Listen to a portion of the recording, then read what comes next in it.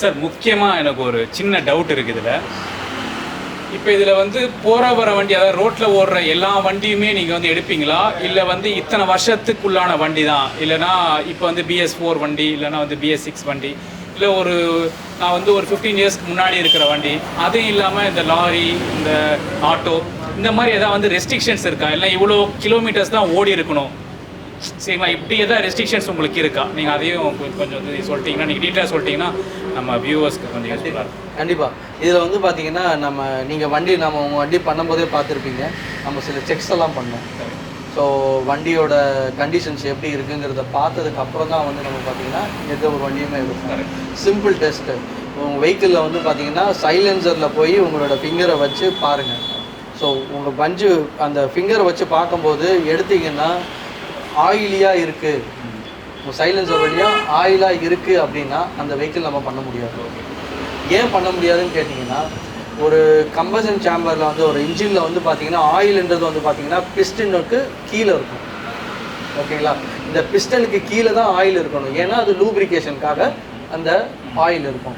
So இந்த சைலன்சரில் ஏன் oil வருதுன்னு வந்து பார்த்தீங்கன்னா பிஸ்டனோட ரிங்கு வீக் ஆகிருக்கும். ஓகேங்களா? பிஸ்டன் ரிங் வீக் ஆனாலே என்ன ஆகும்னா இந்த ஆயில் வந்து பார்த்தீங்கன்னா கம்பஷன் சேம்பருக்கு மேலே போக ஆரம்பிச்சிடும். அதெல்லாம் என்ன சொல்லுவாங்கன்னா ஆயில் அடிக்குது அப்படின்னு சொல்லுவாங்க.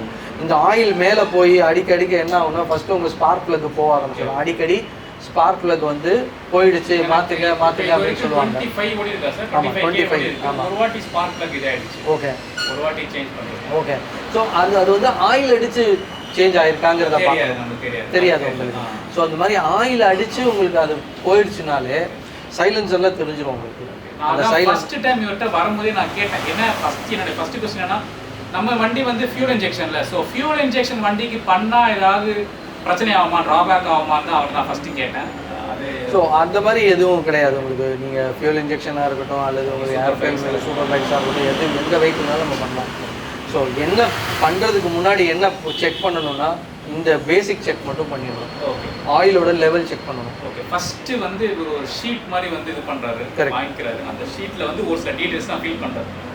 கரெக்ட். பாஸ் அந்த டீட்டெயில்ஸ் தான் நீங்கள். ஸோ நம்ம அந்த ஜாப் கார்டு போடாமல் நம்ம ஒரு வெஹிக்கிள் நம்ம பண்ணுறதே கிடையாது.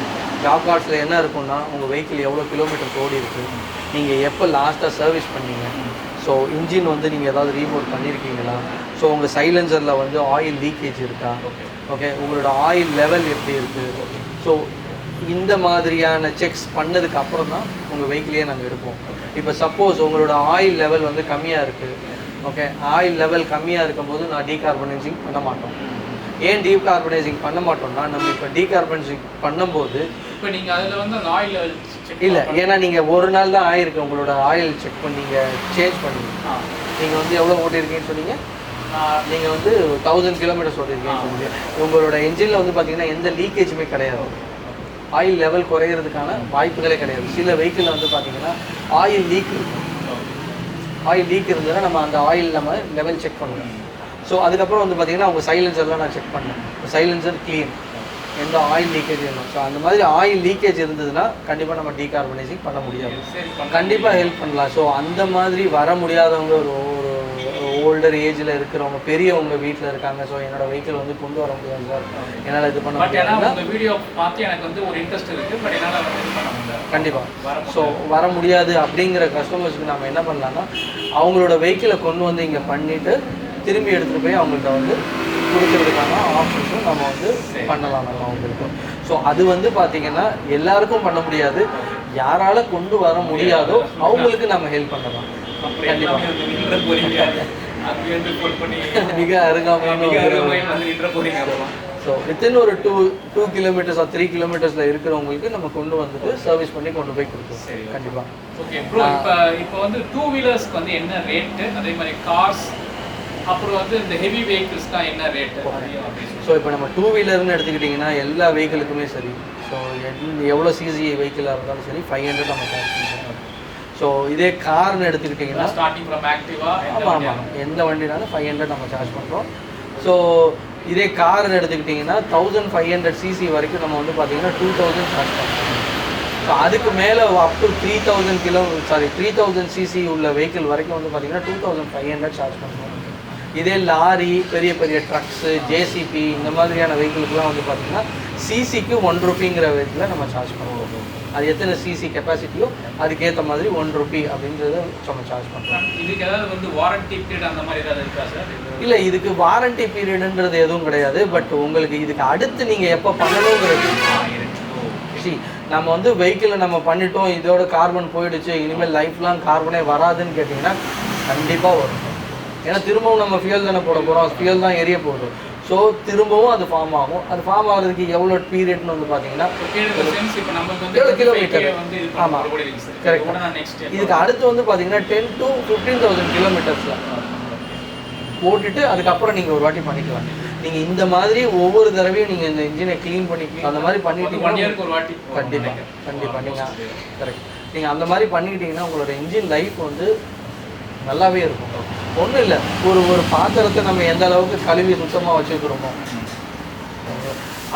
அதை வச்சுருக்கும் போது அதனோட லைஃப் நல்லாயிருக்கும். ஓகே, ஸோ இதுதான் சிம்பிளாக சொல்லணும்னா இந்த பைக்குக்கு வந்து ஒரு வெஹிக்கிளுக்கு வந்து ஒரு இனிமா கொடுத்த மாதிரி. அதாவது என்ன சொல்கிறாருன்னா, நீங்கள் வண்டியை வெறும் வந்து வாங்கிட்டு வாட்டர் வாஷ் பண்ணிவிட்டு அதை க்ளீன் பண்ணி வச்சுருந்தா மட்டும் பத்தாது, வெளில க்ளீன் பண்ணால் மட்டும் பத்தாது.